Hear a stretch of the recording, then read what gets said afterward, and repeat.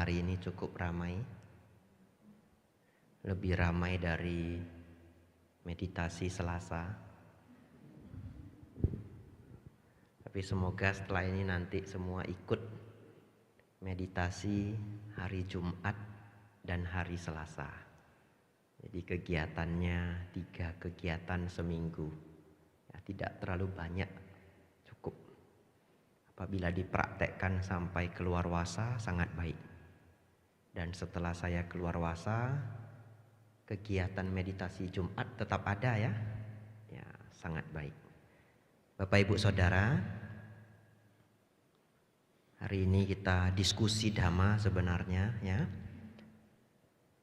Banyak yang ingin saya sampaikan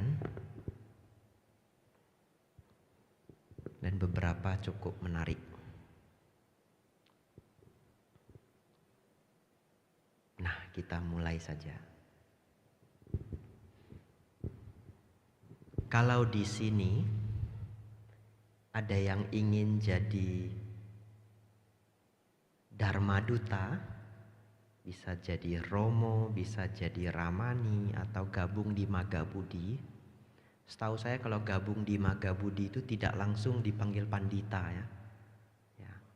Upacara dulu, upacarika, ada jenjang-jenjangnya. Nah, nanti daftarnya boleh lewat Romo Joni. Tapi kalau yang berani lebih advance, daftarnya lewat saya. Ikut Pak Baja terus ndak pulang lagi. Temani sama Nera.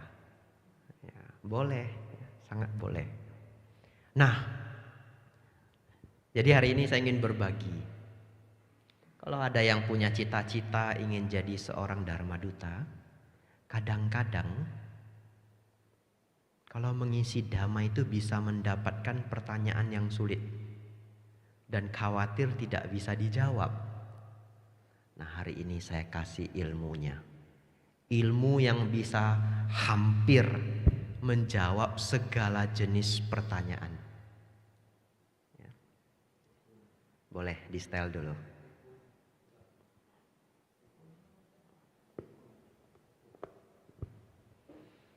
Ini Bapak Ibu Saudara semua sudah makan malam? Sudah ya, yang belum cuma saya. Kalau kesopan santunan kan nanya ya, sudah makan belum gitu. Nah, Bapak Ibu nggak boleh nanya saya. Bante sudah makan belum? Nggak boleh makan lagi. Ya, sudah bagus. Ya, saya pikir cukup jelas di sini. Ya, ini menarik sekali. Dulu saya belajar ini dengan Bante Jotik Dhammo Mahatera, ikut kelas LPS, Lembaga Pendidikan Sangga. Jadi semua samanera yang belajar di Wihara Mendut wajib ikut program LPS 1 tahun. Itu belajarnya Senin sampai Sabtu. Hari Minggu ceramah Dhamma di beberapa desa, kadang di Magelang, kadang di Parakan ya. Itu kegiatan para samanera. Nah, kecuali samanera Atharatano. Kenapa? Karena samanera Atharatano ini namanya samanera masa pandemi, tidak kemana-mana. Ini samanera tidak kemana-mana, makanya diajak ke Solo. Belum pernah mengisi di Solo ya? Ya, nanti dijadwalkan. Dan samanera kebetulan juga tidak ikut program LPS. Samanera Atharatano ikut program perkuliahan di Sailendra. Karena sulit juga. LPS itu biasanya ada 2-3 peserta baru dibuka karena gurunya itu 10. Kalau dibuka untuk 1 cukup aneh. Gurunya 10, muridnya 1. Tapi pernah terjadi. Nah, itu saya. Dulu saya itu LPS sendiri. Gurunya 10, muridnya 1. Dibuka juga. Nah, karma baik mendukung. Hampir sudah tidak mau dibuka. Akhirnya dibuka juga. Nah, tapi setelah itu sepertinya sudah tidak ada. Kalau 1 mungkin diundur tahun depan atau digabung ini program STAB Sailendra, Sekolah Tinggi Agama Buddha di Kopeng. Nah, jadi dulu saya belajar dengan Bante Joti. Bante Joti pernah mengajarkan tentang cara berpikir dasar sebuah agama. Dan ini luar biasa, sangat menarik, sangat inti sebenarnya. Kalau ajaran agama Abrahamik, ini macet-macet, enggak apa-apa, atau baterainya, enggak apa-apa ya. Cuma nanti kalau terlalu sering macet terpaksa saya tidak pakai mic. Nah, kalau di ajaran Abrahamik atau karena rusak, enggak apa-apa. Anicca, segala sesuatu itu tidak bisa selalu stabil. Nah ini mic tidak stabil ini. Baterainya tidak stabil.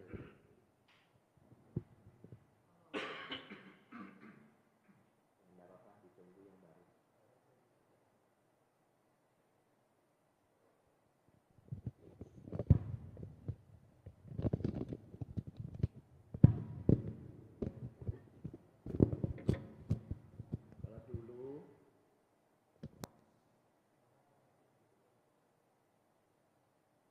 waktu saya kecil itu ada sinetron.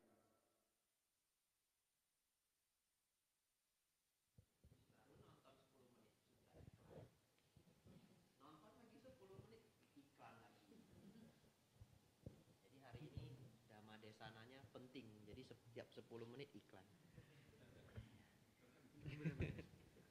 Semoga lancar ya. Iya. Kalau di ajaran Abrahamik, apapun yang terjadi itu dikaitkan kepada Tuhan. Ya, dikaitkan kepada Tuhan. Misalkan,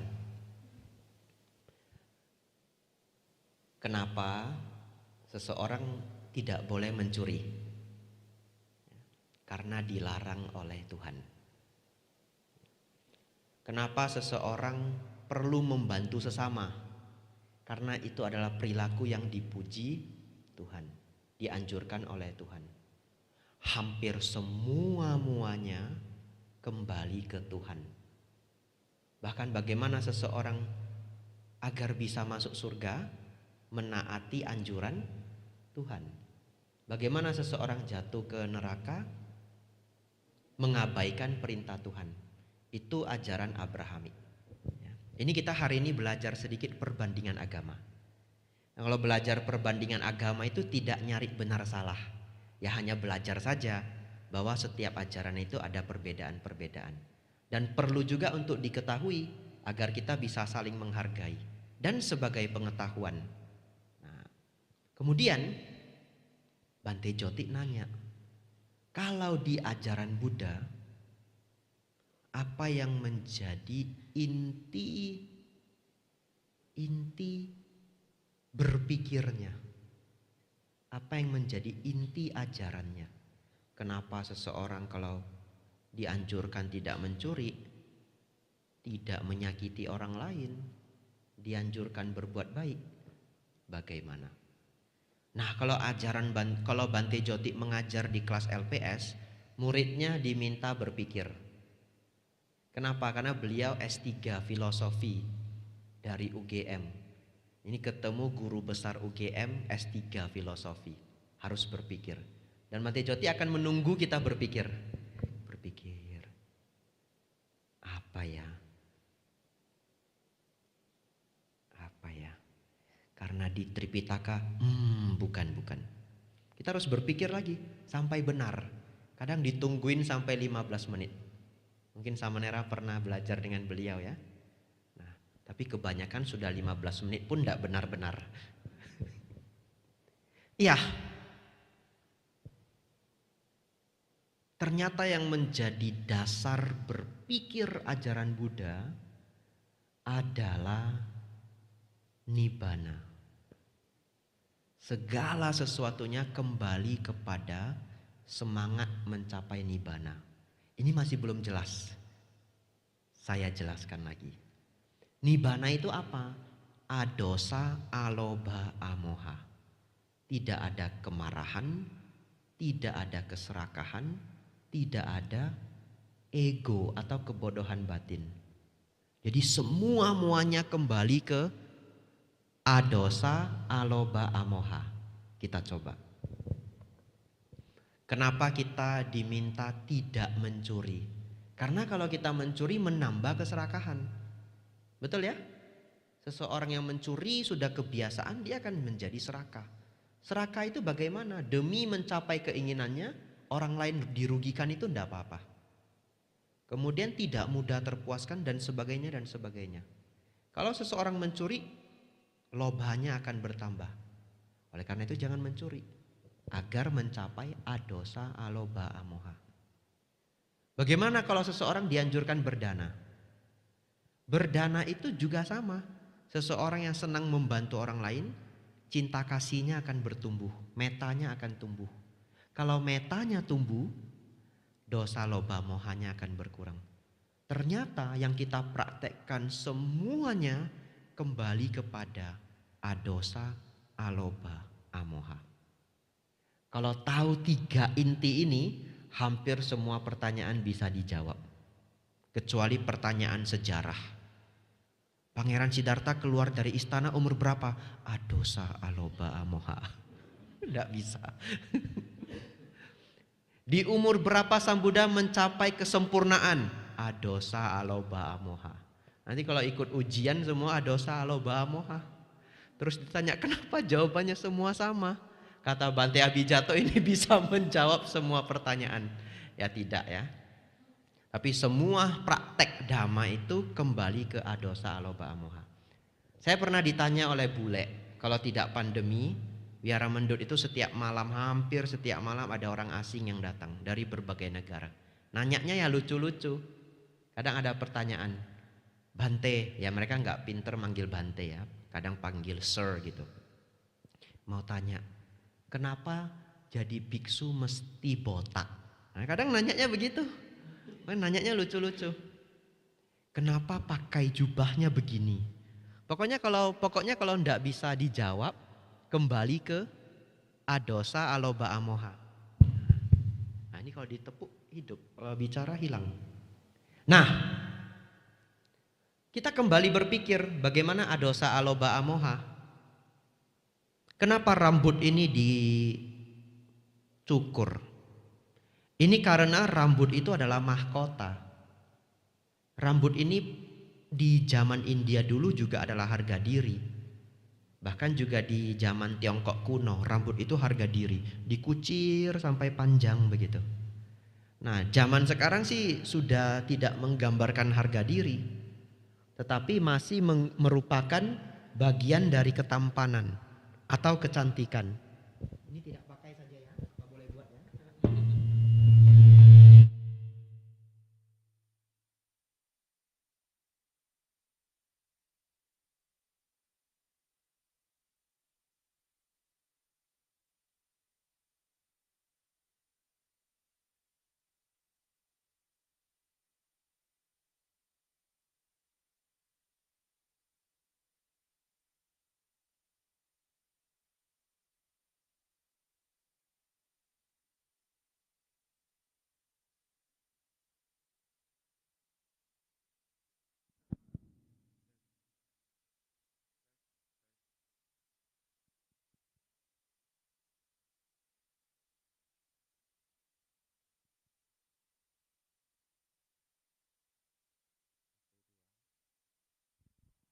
Nah, kenapa ini mic-nya macet?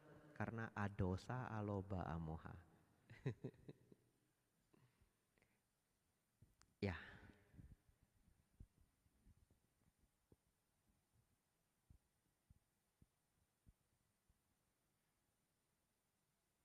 tes. Nggak apa-apa, dhamma kelas pertama ya. Nanti setiap minggu kan ada. Nah, apa yang kekurangan hari ini nanti dicari solusinya. Semoga setiap minggu tambah ramai. Nanti ajak keluarganya, ajak temannya. Tapi kalau setiap minggu berkurang ya juga enggak apa-apa. Saya tidak melihat jumlah juga kalau mengajar. 1 orang ya boleh, 10 orang ya senang ya. Ya, kita lanjutkan ya. Sampai mana tadi? Adosa, loba, moha. Sampai gundul ya. Nah, seorang biku berlatih meninggalkan mahkotanya untuk berlatih mengurangi kemelekatan terhadap tubuh, keserakahan terhadap ingin tampan, ingin bagus, juga mengurangi ego, mengurangi kemelekatan pada harga diri. Jadi walaupun pertanyaan itu aneh dan unik, kita tetap bisa menjawab dengan merenungkan adosa, aloba, amoha. Semua praktek dhamma untuk mengurangi kemarahan, keserakahan dan ego, dan lainnya dan yang lainnya. Tapi Bante, kok rasanya masih sulit ya Bante? Harus direnungkan lagi. Nah ini ada cara yang lebih bagus lagi, tapi yang tidak usah dipraktekkan. Ini kisah nyata. Dulu ada seorang rohaniawan. Nah jangan cerita dia ini siapa, pangkatnya apa. Jadi seorang rohaniawan saja. Beliau ini juga cukup khawatir kalau dipertanyakan hal yang sulit. Tapi beliau selalu bisa menjawab dengan baik. Nah, jawabnya apa? Dua kata saja. Bisa menjawab semuanya. Iya, dua kata tapi bisa menjawab semuanya. Apa itu? Tidak gampang. Misalkan ditanya, Bante, kenapa ya Bante? Kalau ingin praktek meditasi itu kita harus berlatih apakah samatha atau vipassana? Tidak gampang, tidak gampang. Tidak dijawab. Tidak gampang, tidak gampang. Bante mau tanya Bante, bagaimana Bante praktek yang sudah Bante lakukan bertahun-tahun sebagai biku bagaimana? Tidak gampang, tidak gampang. Tidak gampang. Semuanya tidak gampang. Tapi ini kisah nyata loh, orangnya beneran ada. Sudah almarhum. Jadi menjawab pertanyaannya tidak gampang. Ya nanti kalau saya buka forum tanya jawab bebas, nah, kalau saya masih bisa jawab saya jawab. Kalau saya sudah tidak bisa jawab, tidak gampang, tidak gampang. Tidak gampang. Terus saya pergi dah. Iya Bapak Ibu Saudara, hari ini kita belajar 3 hal. Saya sudah terlalu sering menjelaskan tentang adosa, aloba, amoha. Sangat sering di setiap suasana. Seringnya waktu makan. Karena kalau saya makan siang, dana makan siang biasanya ada anusasana. Hampir 15 menit, kadang 20 menit. Nah, sangat sering cerita tentang adosa, aloba, amoha. Karena memang itu inti ajaran Buddha. Tapi hari ini 3 hal yang lain. 3 hal yang lain. Ternyata praktek dhamma itu membawa 3 hal. Dan ini akan menjadi bekal untuk Bapak Ibu semua nanti untuk semangat berpraktek dhamma. Praktek dhamma itu membawa 1, kita menjadi lebih tenang. 2, kita menjadi lebih baik hati.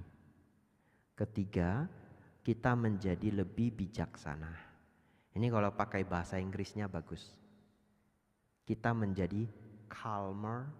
Calm itu tenang. Calmer. Kinder. Kind itu baik hati. Yang 3, wiser. Wise itu bijaksana. Jadi belajar dhamma itu membawa pada calmer, kinder, wiser. Lebih tenang, lebih baik hati, lebih bijaksana. Ini ciri-ciri orang yang punya dhamma. Ini luar biasa sekali. Ini sangat luar biasa. Yang nomor 1 saja menjadi lebih tenang. Siapa yang mau jadi orang yang lebih gelisah? Tidak ada. Nah, memulai tentang calmer. Orang yang paling tenang yang saya ketahui itu ada 2. Yang pertama adalah arahat yang telah mencapai kesempurnaan. Yang kedua adalah astronot. Apa hubungannya? Astronot itu harus selalu tenang.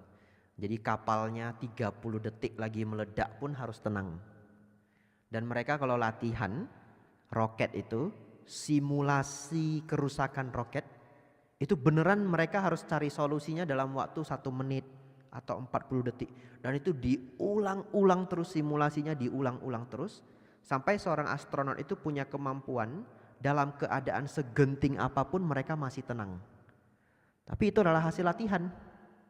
Tidak ada anak kecil bayi itu lahir terus tenang, itu enggak ada. Itu adalah hasil latihan. Simulasi berulang-ulang akhirnya menjadi tenang. Nah, Bapak Ibu saudara-saudari di sini semua, kalau ada yang punya karakter gampang gelisah, itu bisa dilatih. Karena itu adalah hasil latihan. Tidak berharap lahir tahu-tahu tenang, itu enggak bisa. Tapi ya kita enggak bisa latihan seperti astronot. Masa setiap hari kita buat simulasi rumah terbakar, simulasi rumah masuk kerampokan, itu enggak mungkin. Kecuali kuliah di luar negeri. Saya kemarin baca artikel mereka yang kuliah di Taiwan, setiap setengah tahun sekali ada simulasi universitas terbakar. Tiba-tiba itu belnya bunyi, mereka harus tahu exitnya di mana, bagaimana keluarnya, dan beneran ada. Nah, mungkin Dharma Sundara satu hari buat simulasi kebakaran, terus nggak ada yang datang lagi setelah itu. Ya, kalau para astronot belajar ketenangan itu dari simulasi yang diulang-ulang. Kalau arahat menggunakan latihan dhamma setahap demi setahap. Ada 2 ciri khas seorang arahat. Ciri khas seorang arahat yang pertama, arahat itu apa? Bagi yang belum tahu ya. Arahat itu adalah seseorang yang telah mencapai kesucian tingkat tertinggi karena praktek dhamma. Sang Buddha sendiri mencapai arahat. Tingkat tertinggi sudah. Di atas arahat sudah tidak ada. Loh Bante, Sang Buddha kan mencapai kebudaan. Kenapa disebut mencapai arahat? Nah, Namo tassa bhagavato arahato. Betul ya? Nah, namo tassa,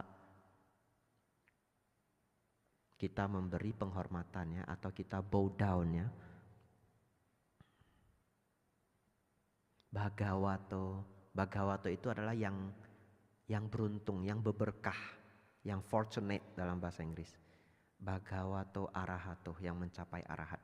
Nah, ciri seorang arahat yang pertama adalah arahat itu tidak memiliki rasa takut sedikit pun. Sedikit pun tidak ada. Sedikit pun tidak ada. Jadi kalau seorang arahat itu ditodong pakai pisau, enggak teriak tolong. Ya diam aja. Ya mati. Itu benar-benar karakter seorang arahat. Jadi kalau Bapak Ibu saudara-saudari satu hari ketemu arahat, tapi jangan ditodong ya. Dilihat ciri-cirinya, benar enggak ini arahat? Seorang arahat tidak ada rasa takut. Bahkan ada satu penelitian yang luar biasa menarik, dilakukan oleh peneliti tentang meditasi. Mereka mengundang para biku yang sudah berlatih meditasi dalam waktu yang lama. Kemudian dibuat eksperimennya adalah para biku itu diminta untuk duduk tenang. Ya, duduk tenang saja. Mau meditasi boleh, mau tidak meditasi boleh. Pokoknya duduk tenang. Nah, saya pikir semua bikunya bakal meditasi karena sudah kebiasaan. Kelompok lainnya adalah para tentara yang baru pulang dari perang. Tentara profesional, tentara elit. Yang benar-benar kalau tentara itu kalau dengar suara meledak, mereka biasanya juga belum tentu terkejut. Tenang aja begitu. Itu kualitas seorang tentara elit. Nah, 2 kelompok ini dibuat eksperimen, diminta untuk duduk tenang, kemudian akan diberikan suara dentuman sekeras tembakan tank dalam waktu yang tidak ditentukan. Jadi duduk aja, enggak tahu kapan, acak, random, tahu-tahu buar gitu. Nah, duduk begini, tidak tahu kapan, tiba-tiba meledak. Walaupun bukan beneran suara, enggak beneran ditembakkan tank ya, tapi suara rekaman sekeras tembakan tank. Apa yang terjadi? Ternyata sangat luar biasa. Para biku ini hampir tidak ada yang terkejut. Padahal mereka tidak pernah ikut perang. Dan hanya terekam sedikit gerakan mikro, pada beberapa biku juga tidak semuanya. Ada sedikit gerakan mikro kejutan, tapi ada beberapa yang tidak ada kejutan. Jadi beneran tenang aja.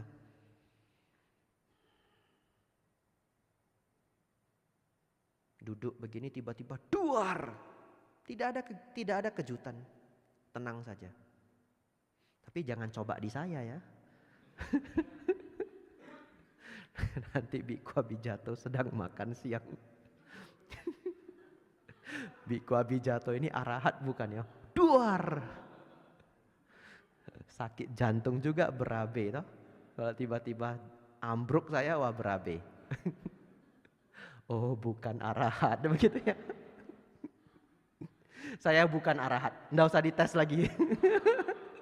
Mending ngaku saja. Iya. Kenapa demikian? Hasil eksperimen ini sangat sejalan dengan apa yang diceritakan di dalam kitab-kitab Tripitaka. Bahwa seorang arahat itu tidak memiliki rasa takut. Kita tidak tahu para biku yang diundang ini arahat atau bukan. Tapi menunjukkan hasil bahwa meditasi yang dilakukan rutin sepanjang waktu yang lama membuat mereka menjadi tidak gampang terkejut. Dan tahu tidak, terkejut itu adalah salah satu dari rasa takut. Kan kalau kita terkejut, kita jadi takut. Ada orang yang terkejut puar, takutnya itu 5 menit baru hilang. Saya kalau terkejut pun ada rasa takut yang tertinggal 1-2 menit. Tapi kalau saya tarik nafas cepat, itu sedikit teknik meditasi yang kita aplikasikan dalam kehidupan sehari-hari, ya barangkali 30 detik, 40 detik sudah lega. Tapi kalau kita tidak pernah latihan, beberapa orang sampai bermenit-menit. Dan beberapa orang sampai membekas. Saya ada cerita tapi tidak bisa saya ceritakan. Orangnya sangat dekat dengan saya, ini direkam lagi. Ya, dia pernah tidak sengaja itu terkejut karena dipikirnya di ruangan itu ada makhluk halusnya. Ada suara yang sangat aneh pas di belakang dia. Dan trauma itu membekas sampai bertahun-tahun. Mengerikan sekali. Nah ternyata suara itu bukan makhluk, orang. Nah, jadi terkejut itu bagian dari ketakutan. Praktek dhamma Bapak Ibu bisa membawa pada ketenangan. Kalau Bapak Ibu rajin datang hari Selasa, datang hari Jumat, ini sambil endorse Wihara Dharma Sundara. Katanya agama Buddha kurang iklan. Jadi kita tambahin iklan. Bapak Ibu Saudara ada waktu hari Selasa jam 7, hari Jumat jam 7 juga ya Romo ya. 7:30 ya boleh ikut kelas meditasi. Latihan di sini pelan-pelan, nanti akan menjadi lebih tenang. Dan hasilnya itu beneran, hasilnya beneran. Hanya tidak gampang, yang namanya latihan itu memang tidak gampang. Tetapi sesuatu yang sulit tetapi membawa manfaat kita kerjakan. Walaupun sulit tetapi membawa manfaat kita kerjakan. Nah, itu ciri-ciri yang pertama. Arahat tidak ada ketakutan. Oleh karena itu kita yang berpraktek dhamma juga bisa menuju tanpa ketakutan. Tetapi tentu perlu waktu. Nah kalau kita satu hari mencapai arahat, ketakutan kita lenyap. Yang kedua, arahat itu tidak bermimpi. Seorang arahat itu tidak ada mimpinya. Itu tertulis di dalam Tipitaka. Kenapa demikian? Karena mimpi itu adalah produk dari bocornya pikiran. Pikiran kita itu bocor. Seperti ada sesuatu yang bocor, mengalir, tidak pernah berhenti. Makanya ketika kita bermeditasi ingin menenangkan batin lah dia ngomong terus. Diminta, oh batin jangan ngomong, sedang meditasi. Ya dia tidak mau berhenti. Bahkan ketika kita menutup mata, diminta untuk tidak menghayalkan apapun, jangan ada gambaran pikiran apapun selama meditasi, objeknya hanya nafas masuk, nafas keluar. Tiba-tiba ada suara motor di depan, ngeng. Pikiran kita langsung bisa membayangkan ada motor yang lewat. Jadi batin kita itu selalu mengalir. Coba duduk enggak ada kerjaan. Jangan lihat HP, jangan nonton TV. Apa yang terjadi pada pikirannya? Jalan terus, betul ya? Mengalir terus. Itu terjadi pada orang yang belum arahat. Batinnya selalu mengalir. Batinnya selalu mengalir. Dalam bahasa Pali itu disebut asawah. Arus batin yang bocor tidak terkendali. Seorang arahat mencapai lenyapnya asawah.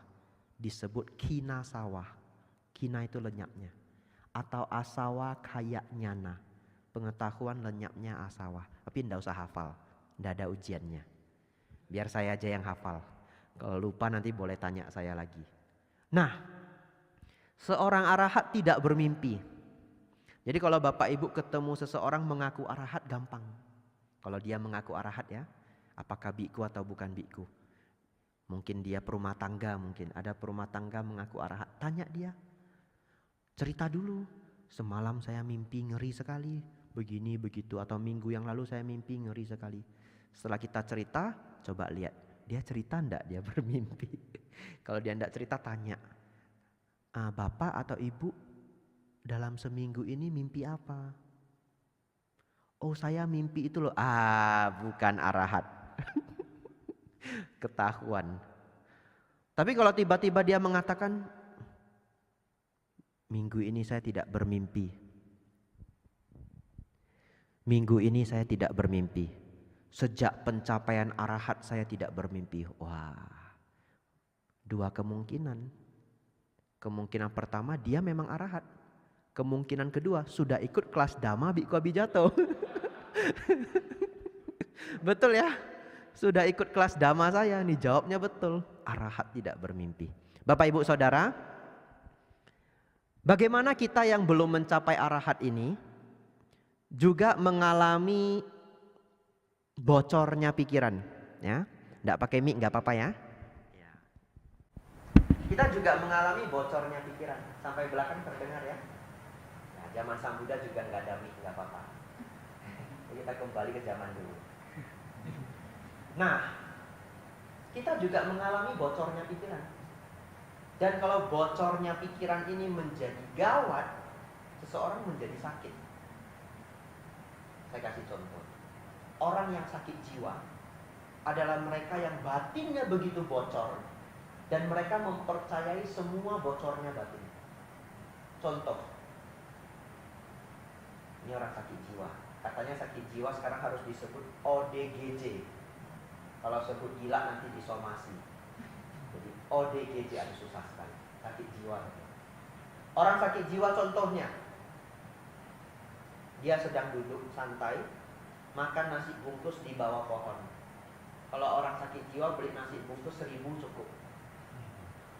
Bajunya compang-camping, datang ke rumah Padang, minta nasi, kasih 1000, pasti dibungkusin.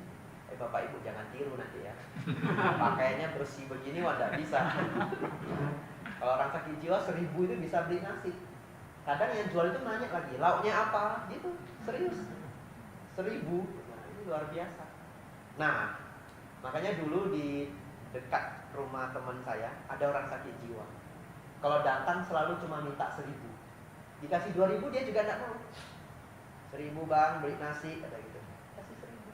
Kita baik hati kasih 2000 dia tidak mau. Maunya 1000. Nah ini gila beneran memang. Kalau sehat dia dikasih 2000, 5000 dia mau. 1000 dia mau. Tetapi hebatnya 1000 dia itu udah serba lauk. Betul ya?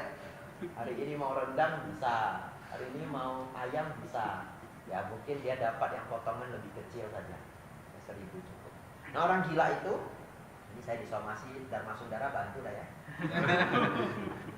Orang gila itu pas makan nasi Padang, tiba-tiba pikirannya muncul, mau buang air kecil.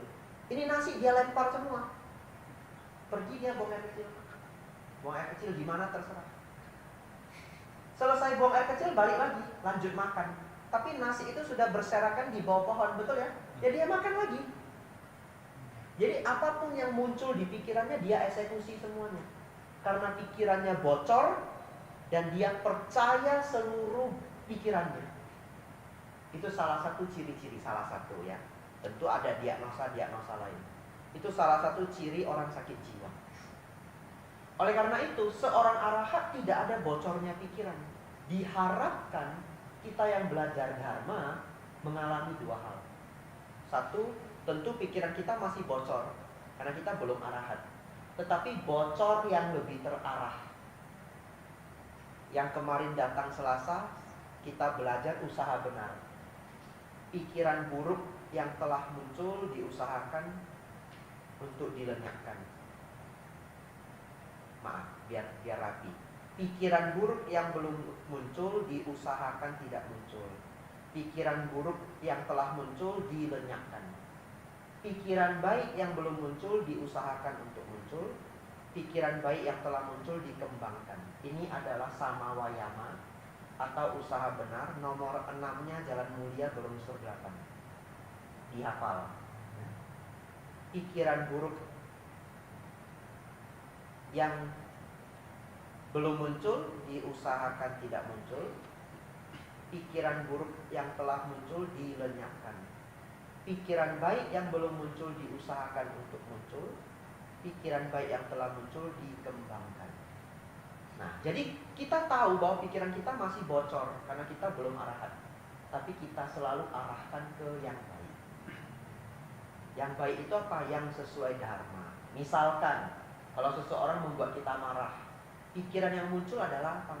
Kalau pikiran yang muncul misalkan, ini orang belum tahu saya, tak ulet baru tahu. Harus dihilangkan pikiran itu. Jangan mikir begini, gak baik. Jangan mikir begini, gak baik. Tapi kalau pikiran yang muncul adalah yang baik, misalkan, ya sudahlah, karma buruk saya berdua. Nah, boleh. Atau cara yang lain, ya sudahlah, dia juga tidak sengaja. Boleh. Atau cara yang lain, misalkan dia sengaja. Ya sudahlah, namanya manusia beragam-ragam. Ya sabar saja, nanti saya hindari saja orang ini. Apa saja yang membantu Bapak Ibu tidak marah, itu pikiran baik.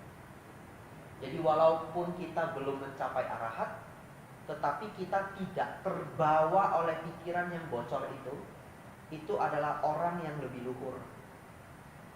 Sedangkan orang yang penuh dengan kotoran batin, dia akan ikut apa maunya pikiran. Makanya beberapa orang muncul nafsu pada dirinya tidak bisa dia atur. Makanya muncul kriminal-kriminal di televisi dan sebagainya dan sebagainya.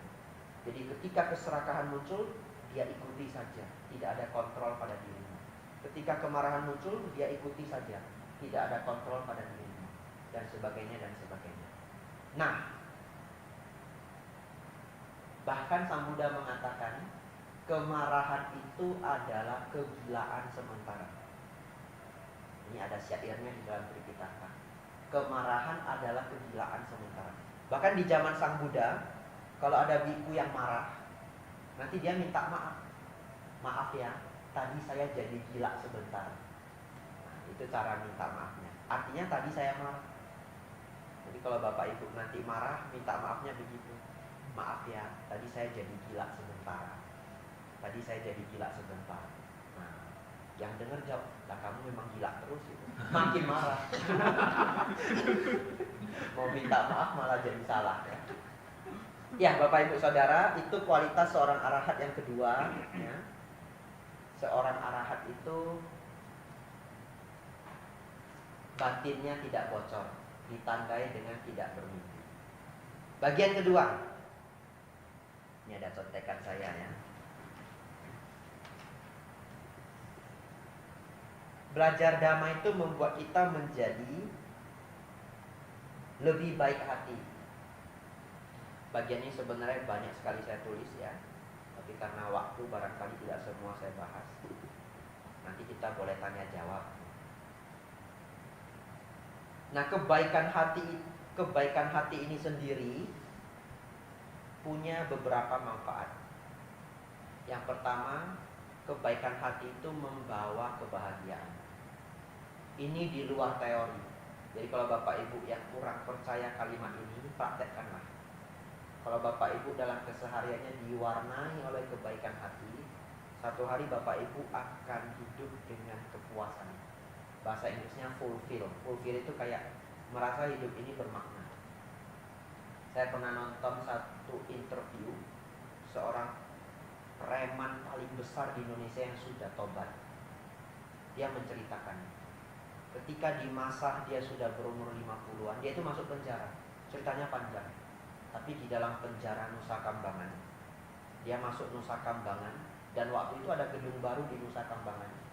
Dia menjadi satu-satunya napi di gedung itu. Satu gedung cuma dia sendiri, gak ada yang lain. Dan saking takutnya orang lain kepada dia, semua sipir itu ditutup wajahnya. Gak ada yang berani ditandai, karena khawatir kalau sempat ditandai nanti keluarganya dibunuh. Saking takutnya mereka ke orang ini. Nah, jadi selama dia dihukum di gedung baru di Nusa Kambangan itu, dia tidak ada kontak dengan siapapun. Ternyata begitu dia tidak ada kontak dengan siapapun, setiap hari hanya menghadap tembok-tembok kosong ini, satu ketika seluruh penyesalan dalam dirinya itu berkumpul. Aneh sekali. Aneh sekali. Ternyata ketika dia tidak, ibarat kata indranya itu tidak menyentuh hal lainnya, tidak ada teman untuk berbicara, tidak nonton TV, tidak ada HP, tidak ada indra yang pleasure, ya, tidak ada kesenangan. Jadi ketika itu semua tidak ada, apa yang terjadi pada pikirannya? Perenungan pada masa lampau. Alam hantu, alam binatang, dan alam neraka. Ini hadiah dari seseorang yang baik hati, ya. Bukan hadiah dari siapa-siapa, tetapi karena batinnya menjadi luhur, pengkondisi untuk lahir di alam rendah tidak ada, ya. Jadi lahir di alam rendah pun harus ada kondisinya. Contohnya kalau ada sosok hantu, bagaimana seseorang itu lahir menjadi makhluk peta? Karena dua hal. Karena tidak ada karma baik, selama hidupnya tidak mau berbuat baik. Walaupun dia punya, tapi dia tidak mau berbagi, peliknya luar biasa. Orang seperti ini ciri-ciri terlahir di alam peta.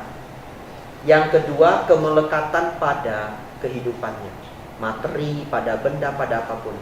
Kemelekatan yang luar biasa kuat ditambah dengan karma baik yang sedikit, bisa terlahir di alam peta. Paling gampang itu misalkan seseorang yang melekat pada rumahnya yang paling dicintai, setelah meninggal melekati rumahnya juga, jadi makhluk gentayangan di rumahnya sendiri. Jadilah hantu, jadilah rumah angker. Jadi yang menggentayangi ya pemilik lamanya, yang kurang jasa kebajikan selama hidup dan melekat pada harta kekayaan. Bapak Ibu berbuat baik, terbebaskan dari hal-hal demikian. Terakhir, kita menjadi lebih bijaksana, ya. Ini kembali review supaya tidak ngantuk. Ternyata kalau pakai mic lebih fresh karena suaranya kencang. Kalau nggak pakai mic suaranya lebih lembut. Nanti pelan-pelan ngantuk tidur. Ya, Bapak Ibu tidur, saya ikut tidur. Ya, praktek Dhamma membawa ketenangan, calmer. Praktek Dhamma membawa kebaikan hati, kinder. Yang terakhir, praktek Dhamma membawa kebijaksanaan, wiser. Bahas kebijaksanaan bisa banyak sekali, ya. Saya bahas yang untuk kehidupan sehari-hari saja. Seseorang menjadi bijaksana atau seseorang yang bijaksana itu tahu apa yang pantas dilakukan dan yang tidak pantas. Tahu apa yang baik, apa yang buruk. Nah, ini luas sekali. Tapi ini adalah kriteria seseorang yang bijaksana. Dia tahu apa yang pantas, apa yang tidak pantas, apa yang baik, apa yang tidak baik. Seseorang yang bijaksana itu tidak gampang dibodohi, karena dia punya pengetahuan, punya kebijaksanaan. Saya ingin cerita sedikit kisah nyata.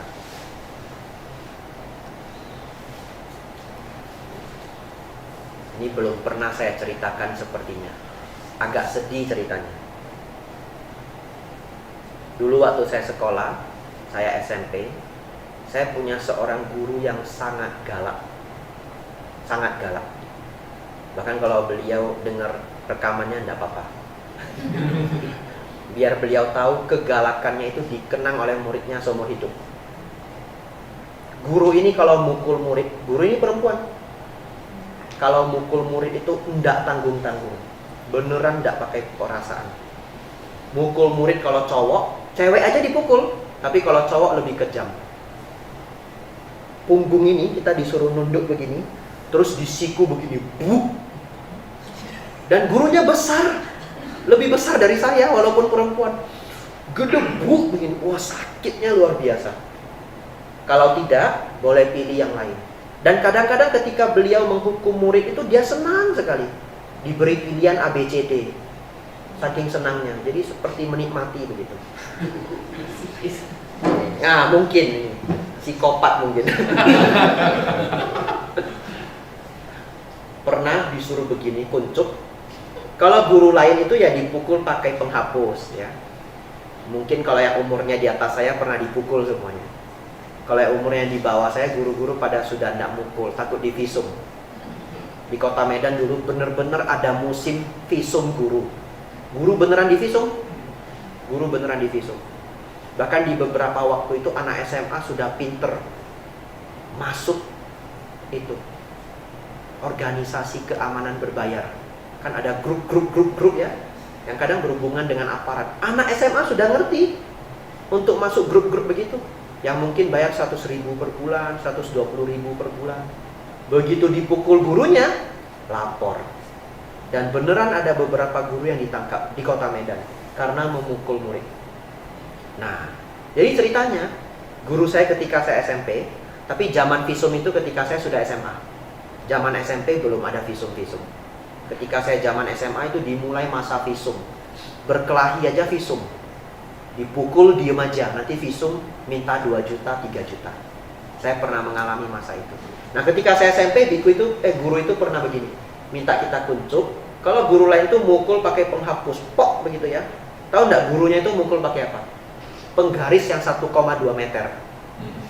Penggaris yang 1,2 meter atau yang 1 meter itu saya enggak tahu, atau 1,5 meter, pokoknya panjang penggaris itu. Penggaris kayu ya, yang tebalnya segini. Dia pegang ujungnya. Kita kuncup begini. Ketepok. Ini benar-benar mukulnya di sini, sakitnya tuh jalan sampai sini. Nah, don't try this at home. Kalau saya dicoba. Jalan sampai sini. Sakitnya luar biasa. Satu ketika saya dihukum. Diberi pilihan A, B, C, D. Saya pilih yang D. Apa yang D itu? Saya berjanji tidak akan lupa untuk membuat PR lagi. Satu buku 40 halaman. Mending saya stres untuk nulis itu. Saya berjanji tidak akan lagi lupa untuk membuat PR 40 halaman bolak-balik daripada dipukul. Satu ketika teman saya pernah dipukul kejam sekali. Kami yang lihat aja nggak tega. Mereka berdua ngobrol, kemudian disuruh ke depan. 2 orang ini diminta untuk ngambil Tupperware. Anggaplah ini Tupperware yang dulu itu juga untuk tempat air minum, ada juga untuk tempat minyak, tutupnya warna merah. Kalau ibu-ibu mungkin ada yang tahu. Nah, yang persis seperti itu. Bawahnya ini keras sekali. Jadi dia minta si A mukul si B, nanti si B mukul si A. Mukulnya gimana? Ujung pantat Tupperware itu atau bagian bawah Tupperware itu digebukkan di kepala ini. Terus teman saya, dua-duanya teman saya. Si A gebukin si B, buk gini. Gurunya marah. Lebih keras. Gebuk. Mana ada teman yang tega untuk mukul teman toh? Terus ibu itu datang. Kalau keras itu begini, buk, sakitnya luar biasa langsung. Terus gantian. Nah, si B terpaksa mukul si A sekuat tenaga ya. Gedebuk. Pokoknya kejam sekali. Guru paling kejam yang pernah saya dapat. Makanya ibunya dengar rekaman ini tidak apa-apa. Biar tahu bahwa itu dikenang oleh muridnya seumur hidup. Satu ketika ibu itu anaknya sakit. Anaknya masih SD, TKB. Iya, anaknya TKB. Putra satu-satunya. Tidak ada putra lagi. Putri juga sudah nggak ada lagi. Putra satu-satunya. Sakit. Nah ini kita kembali ke cerita bijaksana ya. Yang mukul-mukul tadi sudah. Yang lalu sudahlah berlalu. Anaknya sakit. Dibawa ke 2 rumah sakit, tidak sembuh. Saya lupa penyakitnya apa. Harusnya menurut saya pribadi terus diperjuangkan. Mungkin cari rumah sakit yang lebih pintar. Tetapi ketika itu ibu ini menduga anaknya itu disantet. Dugaan ibu itu. Akhirnya dibawa ke 3-4 dukun, tidak sembuh. Tapi dia tetap tidak mau bawa anaknya ke rumah sakit. Karena menganggap ya dokter kurang pintar atau bagaimana, saya tidak tahu. Sampai anaknya sudah parah pun tidak mau. Akhirnya yang kelima kali itu dibawa ke dukun juga. Saya masih ingat, kami diceritain anaknya masih sakit.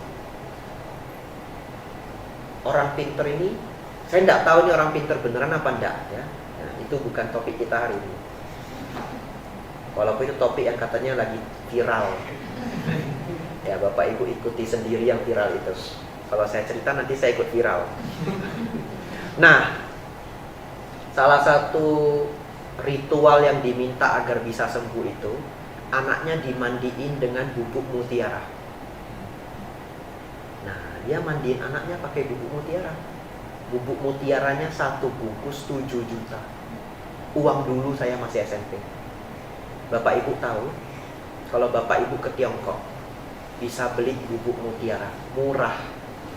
Dulu waktu saya selesai SMA tahun 2000, ya di bawah tahun 2015, 1 bungkus cuma 60.000. Itu adalah mutiara afkir yang akhirnya dihancurin. Karena mutiara kan harus bulat baru bisa dijual. Yang afkir itu